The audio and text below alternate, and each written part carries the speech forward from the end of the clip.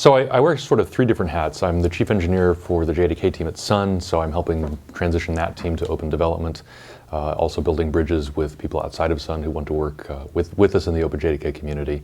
I'm leading a bunch of the engineering around OpenJDK, getting the code out, building the infrastructure, getting our processes externalized so people outside of Sun can participate. And then finally, I'm also chairing the interim governance board, and that's the board that's chartered with writing a constitution for the operation of the community. Exhausted relief. It was this huge effort to get Hotspot and Java-C out in the time that we had. So it was a big relief. Quite happy to get that done. Of course, then we had to turn around and do it all again for the other 5.5 million lines of code for the bigger launch at Java 1 the following spring. So it was exhausted relief and a little bit of rest, and then back in the saddle. Several things. One highlight was the meeting we had at FOSDEM, where we met a lot of the class path people and the cafe and the free software Java crowd for the first time, and that was both it was productive and enlightening and a really welcoming environment. That was a great experience. Of course, shipping all the rest of the code at Java 1, or well, most of the rest of the code except the encumbered bits, was definitely the highlight. The last highlight, I guess, would be we had the first face-to-face meeting of the governance board in October, and that was just amazingly productive. It's a board that works really well together, and I think we'll get some good results.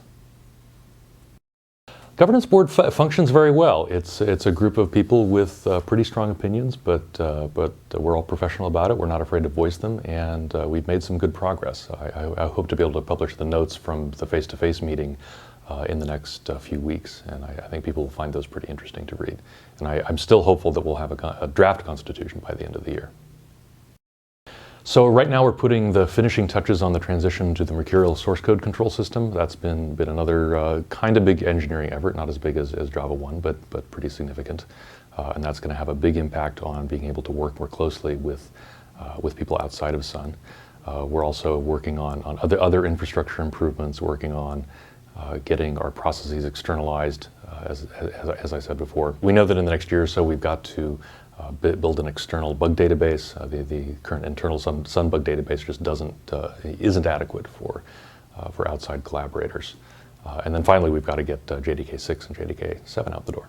So Red Hat joining OpenJDK is huge. It's a major validation of the approach that Sun has taken to open sourcing the JDK, and ultimately will lead to much stronger collaboration between Sun engineers and Red Hat engineers.